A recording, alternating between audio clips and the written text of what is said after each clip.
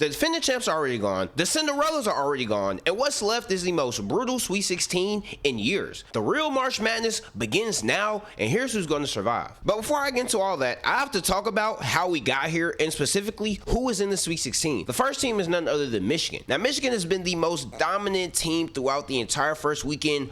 Full stop. They beat Howard by 21 in their first round matchup, and it really wasn't much of a competition from tip-off. And then the second game, they played against St. Louis, who upset Georgia the round before, and I thought this game was going to be close. I thought it was going to be competitive, and it was going to be a good game. Yeah, Yaxel Lindenberg just had the game of his life, and it seemed very quickly that Michigan wasn't going to struggle with St. Louis at all, and they cruised to a nice little victory. Now, in terms of how they've played during the tournament, they have shot 61.2% throughout the entire tournament, and 7 different players have scored in double figures so far. Out of all the teams I'm going to get into, Michigan is by far the most dominant throughout this entire tournament so far. They haven't just got to the Sweet 16 with some adversity. They haven't dealt with that. They've dominated. They belong in the Sweet 16, and they're looking as good as anyone so far. Now for Alabama, it's a bit different. They came to the tournament with some adversity already. Their star guard, Aiden Holloway, got jammed up right before the tournament started, and it was crazy. He got kicked off of campus.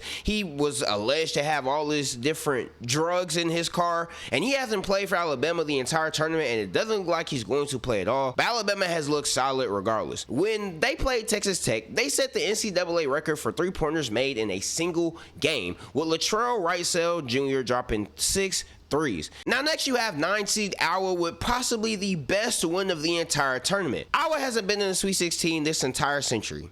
Yes, this entire century. But they came here by knocking off the defending champions, my Florida Gators. Yes, I'm still mad about the loss, with a clutch corner three with about 4.5 seconds left. Bennett Search has led the way for the Hawkeyes all season, and he did the exact same thing versus Florida. What makes them so impressive is the fact that nobody expects them to be here. They're on kind of a Cinderella movie-like run. Now, I know it would be kind of crazy to call a Power 4 team a Cinderella, but if we had any, it has to be Iowa. They're on a movie-like type of trajectory right now, but I don't know if they can survive their matchup. And they play Nebraska. Now, Nebraska had previously been the only power conference team that had never won the NCAA tournament, not in their entire history, but they're in the Sweet 16 for the first time in school history. In their first game, they blew out Troy 76-47, with 23 points coming from Price Sanford and 14 made threes as an entire squad. Then they survived Vanderbilt in a thriller in what was probably the best game of the entire weekend. The crowd was crazy, the energy was wild, and when bro hit that game-winning layup,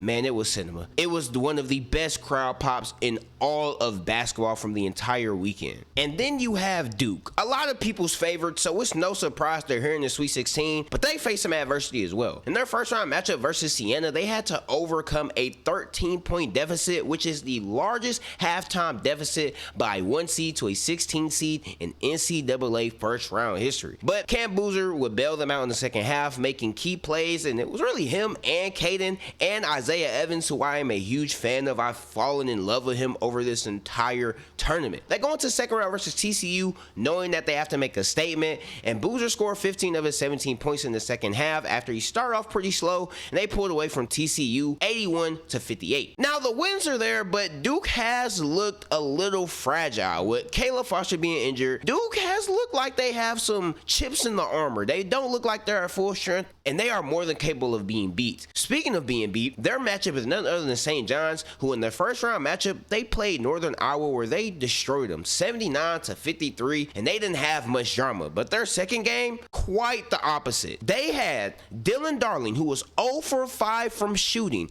get the ball in his hands with the last couple of seconds, drive on his defender, and hit the game-winning layup against Kansas with no time left on the clock. Rick Pitino has led St. John's to their first Sweet 16 berth since 1999, which is monumental for the program. We knew when Rick Pitino took this program over that they had the potential to go very far, and now they're going to the Sweet 16 with the potential of going even further. And next up is the other team on the East Coast, and that's none other than UConn, and it's been business as usual for them. In their first game, they played against Furman, where they absolutely dominated them as Taurus Reed Jr. had a 31-27 game. Yes, 31 points and 27 rebounds. They didn't struggle at all versus Furman. And then in the second round, they went up against UCLA, a team that was a lot of people's favorites and that everybody really saw having the potential to make a Final Four run, but they handled them. They really weren't down, and they were in control for a majority of the game and beat them 73-57 behind 27-5 from Alex Caravan, who was unguardable this entire game.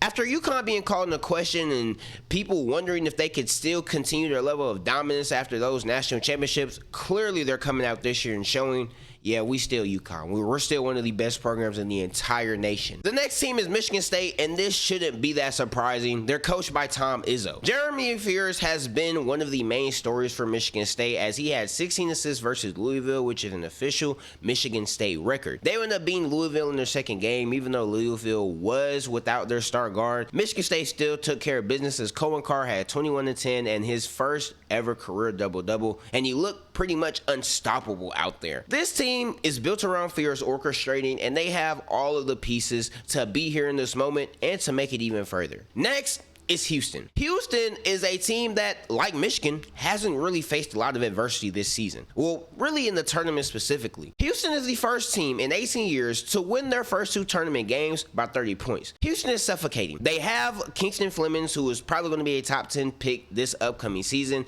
They have a bunch of other pieces surrounding him as well. And defensively, well, we already know how Houston teams operate defensively. They are suffocating. They don't really allow teams to get off a whole lot.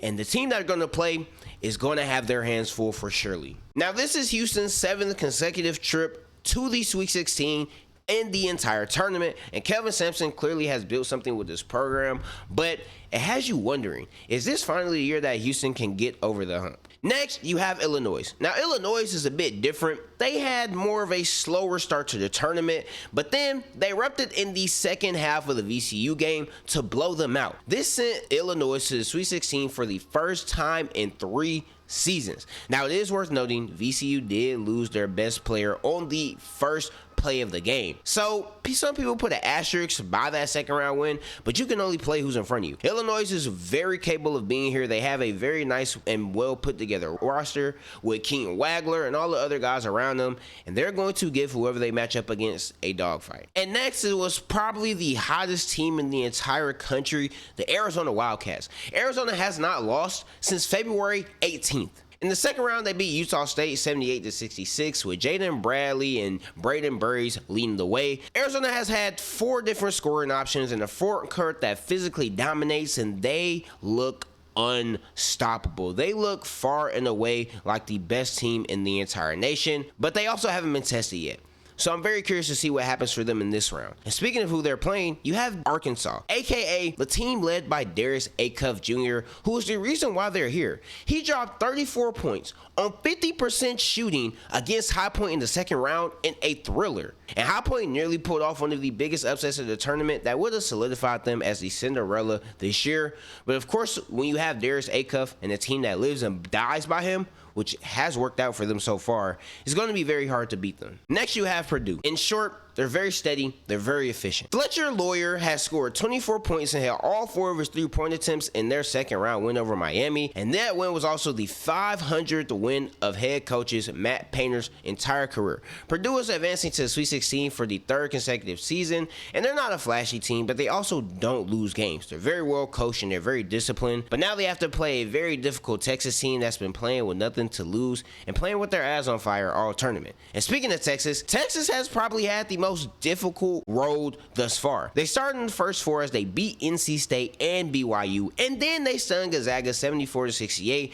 when Camden Heat hit a 3 with 14.7 seconds left, which were his first points of the entire tournament, by the way. Texas is only the 6th team to play in the first 4 and advance to the Sweet 16 since playing games started in 2011. They've been playing inspired. They've been playing like a team that has nothing to lose. lose, and that's a very dangerous team to go up against. Next is Iowa State. Now, Iowa State is here without their best player, star forward Joshua Jefferson, who suffered a pretty nasty ankle injury in their first round and hasn't been able to play since. Tamin Lipsey has stepped up in a big way since then, as he had a double-double against Kentucky, as Iowa State won 82-63 in a game that they really didn't have to worry about losing the entire time. And the fact that they're in the Sweet 16 shorthanded shows you how well this program has been put together, and it's the type of program that Iowa State has been this entire year. And the final team, Tennessee, who came in as a 6th seed, and I'm gonna be honest, I didn't expect them to make it this far, but they immediately come in making noise. Jacoby Gillespie scored 21 points and was one of 5 Vols with double figures in their huge 79-72 win over Virginia. Tennessee is kind of like Texas. They don't really have a lot of pressure. They're playing with not a lot of stuff to lose, and like I said with Texas, that is a very dangerous team to play. Now, this Sweet 16 is different from a lot of Sweet 16 in the past. First off, you have 6 Big Ten teams in the Sweet 16, which kind of brings the conversation of if they're the best conference in basketball, because 6 teams is absolutely nuts. Second off, you have all Power 4 teams. No Cinderella, which has brought up some conversations about mid-majors and all this different type of stuff. But it's definitely interesting to see that no team was able to be a mid-major and make it into the Sweet 16. The thing is, though, this isn't some foregone conclusion on who's going to win.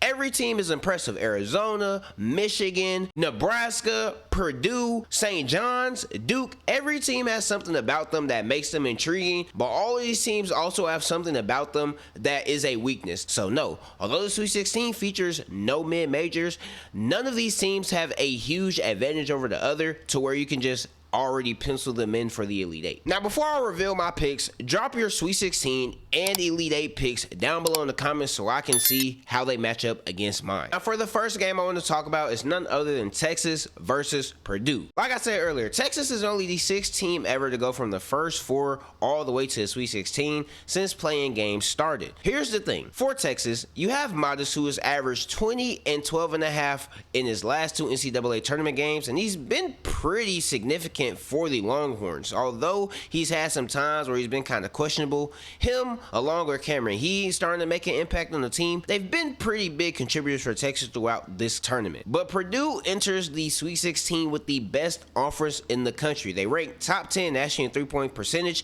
and Texas can't defend the 3 to save their lives. This is obviously a big discrepancy between the teams, and this can leave a team like Texas very vulnerable. Especially when you consider the fact that Purdue has Fletcher Loyer, who is shooting as good as anybody right now, and Braden Smith, who arguably might be the best guard in the entire nation, as he just broke the assist record earlier in the tournament. So, I have to take Purdue. Purdue seems way too multi-layered for Texas, way too complex. It seems like, yes, Modest can be his mismatch, but if anybody can coach a 7'1" guy and figure out how to game plan against him, it's going to be Matt Painter. I'm going to take Purdue. Now, for the second matchup that I want to get into, it's none other than Iowa versus Nebraska. And Iowa is kind of a little Cinderella run of themselves. After knocking off the defending champs Florida Gators, Iowa is on fire. They're on a different type of high. I mean, and how can you not, especially with how that game went down? But Nebraska, they have a lot that they're playing for. This is their first Sweet 16 in school history. Now, Iowa and Nebraska have faced off in the regular season before, with Iowa beating Nebraska. But when they lost to Nebraska, Bennett Sturts was not that good. It's clear that Iowa's offense, a lot of it comes from Bennett Sturts. If he's not on, if he's not able to get shots and create things for other teams, they're not going to do very well. But the reason why Iowa has a good advantage is because Iowa runs a very slow offense. They have no problem being patient, waiting for open looks, and getting a shot off. A good shot, though, one that is of quality. They don't rush. They don't like to run up and down the floor. No. Now, as for a team like Nebraska, they like to go slow too. The main way that they like to get their points and kind of their style is defensively. They force turnovers and they score for turnovers, and offensively they have no issue slowing the game down, and it's worked. With guys like Price Surford, Braden Frager, this offense has been running as one of the better offenses this entire tournament. With Price Surford averaging 19 points in the tournament so far, and Nebraska having the best defense in the Big Ten so far this season, Iowa surely has their work cut out for them, as this will be their third matchup this season. This game is honestly pretty even. Don't look at the numbers next to the teams. When we're talking about the teams, it can go either way. But me personally, in games like this, I have to take the team that I believe just has the better player. I think that Nebraska, with Bryce Sanford and the way that he is playing, and especially with them having the best defense, they're going to be able to neutralize Bennett Sturts. He's not going to be able to get his shit off as he usually is. And Bryce Sanford is going to be able to be the type of player he is. He's been on fire all tournament. He's one of the hottest players in the entire tournament. And he's going to be able to lead Nebraska to an Elite 8 victory. Next is Arizona versus Alabama. Arizona hasn't lost since February 18th. They're the hottest team and the best team in the country. Arkansas, they have Darius Acuff. There's really not much to say more about it. Darius has had Arkansas on his back for damn near the entire season, and that's going to continue into this game. Now, Arizona, they have Braden Berries, who's been playing amazing. You have Jaden Bradley, who was the player of the year of the Big 12, and they have Koa Pete, who's been one of the more dominant big men in all of college basketball this season. So you pair this with just how well they've been meshing as a team and how great of a transition team that they are, becomes kind of a mismatch for Arkansas because they aren't really the best team when it comes to transition. And a lot of Arkansas's offense, like generated points, comes from Darius Acuff. Now, we've seen Malik Thomas have moments throughout the season where Acuff isn't playing and he has to take over a game and he'll play really well, for sure. But this runs through Darius Acuff. And Arizona, not only being as great as they are offensively, being that much better defensively as well, they can surely neutralize Darius Acuff. Now, do I think it's going to work? No, I think Darius Acuff is the best player in this entire game. But I think Arizona is going to have so much firepower that Arkansas is just not going to be able to keep up. I'm expecting like a generational game from Darius Acuff, maybe like 40-10 or something crazy like that. But at the end of the day, Braden Berries, Jaden Bradley, Koa Pete, it's going to be very hard for me to pick Arkansas over Arizona, knowing that Arizona just has a lot of advantages in so many other categories except for who the best player is. The next game has to be Illinois versus Houston. Now, this one right here, man, when it comes to analytics, this is the most interesting one. Two elite programs with two opposite styles. Now, when it comes to Illinois, Illinois has King Wagler, who's 6'6" and one of the best guards in the entire nation, and looks like he's going to be a top pick in this draft. He processes at a ridiculous rate. He's very gifted with the ball in his hands, and Houston has had one of the top offenses because of this dude. Illinois moves the ball around really well, and like I said, that contributes to why their offense is so good and so efficient. Now, when it comes to Houston, Houston is one of the best defensive teams in the entire nation. Now, this is usually the case for Houston. You know this about Houston. They're going to be great defensively, and they can be very suffocating. But they also have not seen an offense to the caliber of Illinois. Illinois is going to challenge them and put pressure on their defense in ways that they have not been challenged so far this season. But I'm not going to lie to you. Houston is different because I trust them defensively. Defensively, I believe that they can neutralize and slow down Illinois. But offensively is where I think the difference is made. Houston in the past, they've had certain players who can go off, but I don't think they've ever had a guy to the caliber of Kingston Flemings. Yes, all due respect to guys like Jamal Sheed, but Kingston Flemings is a different type of guy. He can get his shots off any type of way. Illinois' defense, honestly, is not going to be strong enough, and I don't think they're going to be able to neutralize and stop Kingston Flemings and anybody else on that team who can get shots and get their shit off. So I'm going to take Houston to go to the Elite Eight and beat Illinois, even though on paper, it does look like Illinois has the advantage. Next, you have Alabama versus Michigan. Now, Alabama offensively, they have been a show all season long. They shoot threes, they get out, they move very fast, and they have LeBaron Fallon Jr., who, I mean, I feel like I've said this for damn near every game, but has been one of the best guards in the entire nation, and that's just how they get things done. Even with Aiden Holloway not playing and me thinking that they're going to take a hit, they really haven't been challenged. Barron Philon and all the other guys on this team have stepped up and replaced Aiden Holloway to where you probably wouldn't even recognize that he's not there. Michigan is a 10-point favorite in this game for good reason. They've been dominant all tournament, and they've been dominant really all season. And Alabama not having Aiden Holloway is a big loss because I think in a game like this, you're going to need somebody other than LeBaron Philon. Michigan has the defenders, they have the coach, and they have everything needed to neutralize LeBaron Philon. And unless somebody else from Alabama just has the game of their life, which is possible, and Nate Oates just just coaches his ass off, which is also possible, I really just don't see that working in Alabama's favor. I think Michigan comes in. Honestly, I think they dominate, especially with big men like Ade Mara, Morris Johnson, Yaxel Lindenberg. I'm not gonna cap, bro. I think Michigan does come in and they beat Alabama, and I really don't know if this is going to be that close unless LeBaron Fallon is just able to have the game of a century. Next is Iowa State versus Tennessee, which is probably a matchup that a lot of people are going to overlook, but listen, Iowa State has made it here thus far without having their best player. Joshua Jefferson has been a huge loss. Now, I don't know if he's going to play in this game. I really haven't heard anything, but I guess a lot of people are anticipating him not to. Regardless, Iowa State hasn't really missed a beat without him. You've had other players be able to step up and fill in where he kind of left off, like that little gap of his production. And going up against a team like Tennessee, I don't really see Tennessee taking advantage of this loss. Now, Tennessee does have Nate Ament. Tennessee does have Jacoby Gillespie, who's been playing his ass off the past 2 rounds, especially beating Virginia. I mean, they have a lot of momentum based off of that win, and they're playing with nothing to lose, bro. Like, I didn't expect Tennessee to go this far. They've had ups and downs all throughout the season, but I don't think Tennessee is able to keep up their hot shooting streak against Iowa State. Iowa State plays really nice defense. Iowa State suffocates people, as you saw when they played Kentucky. Kentucky was literally getting boxed for a majority of that game because of the defense from Iowa State. And I think if you put that same pressure on a guy like Nate Ament and Jacoby Gillespie, Tennessee's not going to know what to do. Give me Iowa State. And next, you have St. John's versus Duke in what will probably be the game of the weekend. Now, when it comes to St. John's, we know their story. Dylan Darling hits a big game-winning layup to win the game versus Kansas, and this is their first Sweet 16 since 1999. But with Duke, Duke has been dominant. I mean, they've had some cracks show. You can see some weaknesses. They've kind of struggled to start off in their last 2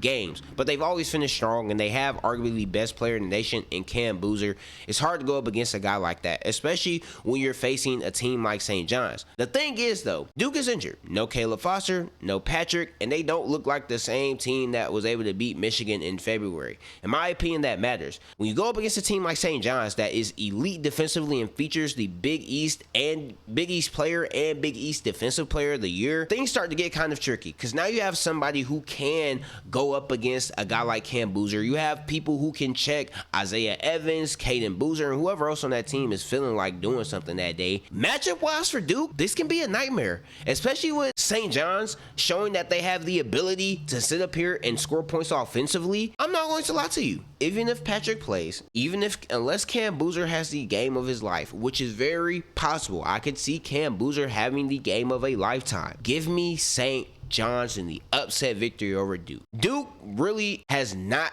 been, relative to Duke, hasn't been that successful in March. They've made it to Finals 4s and Elite 8s, but you know, with the rosters that they've had, you would think that they would have made it to a national championship by now. I think this continues, and I think versus a team like St. John's, especially with how vulnerable Duke has been looking recently, I think St. John's catches them slipping and they get the big upset. And finally, it's Michigan State versus UConn. Now, UConn, oh, they're on fire. They got eliminated from the tournament last year, and you know, it was a kind of a disappointing season last year, and they're in the Sweet 16. They look better than ever. I said the type of game that Tyrus Reed Jr. had in the first round. I watched him versus UCLA. Alex Caravan had the game of his life, and they're looking like that. This is looking like one of the best teams in the nation, and Dan Hurley usually has his team showing up when it matters most in March. But they're also going up against a guy like Tom Izzo, who also has the exact same thing. Tom Izzo is known for showing up in March. This is, I think they said, like his 17th Sweet 16 appearance in his entire career, which is absolutely insane. And they're led by Jeremy Fears, who orchestrates his offense. This offense runs through Jeremy Fears. Jeremy Fears, he sets up shots for other players. He gets guys going. But Michigan State is not very strong when it comes to shooting the ball. And Michigan State, they do not force turnovers. And when it comes to UConn, they don't turn the ball over very much. And when they don't turn the ball over and they take care of their ball, they tend to win. In my opinion, I think it's going to be a close game. I think Maybe Cohen Carr comes out. You know what? Cohen Carr FC stand up. I think Cohen Carr has another great game, and I think Jeremy Fears, my fault, puts on again, and he has a phenomenal game when it comes to orchestrating and leading that offense. But I think UConn's defense, alongside the performance that I believe we're going to get from Alex Caravan and the rest of those guys, especially since Braylon Mullins has started to get it going from beyond the arc, and just knowing how Dan Hurley can have his teams play, I feel like UConn wins this game versus Michigan State. My fault. I think Michigan State makes this a close game. I think they do make it, UConn, they have to really play some good ball for the entire game. But I think in the end of the day, UConn wins and advances. So for a quick little recap of my picks, I got St. John's upsetting Duke, and I have UConn beating Michigan State for the East region. For the West, I got Arizona beating Arkansas, and I have Purdue taking down Texas. Then we scroll down to the bottom, I got Nebraska taking down Iowa, and I have Houston beating Illinois. And then in the Midwest, I have Michigan beating Alabama and Iowa State taking down Tennessee. And your Elite Eight matchups would be Houston versus Nebraska, Michigan versus Iowa State, St. John's versus UConn, and Arizona versus Purdue. Now, my picks might be absolutely crazy, and you might disagree. If you disagree, drop your Elite Eight and Final Four picks down below in the comments, and let me know who you have making it that far. But that's really all I have for this video. These are my official Sweet 16 and Elite Eight predictions. We'll see what happens when the Final Four comes around. I'll see y'all next time. Until then, peace.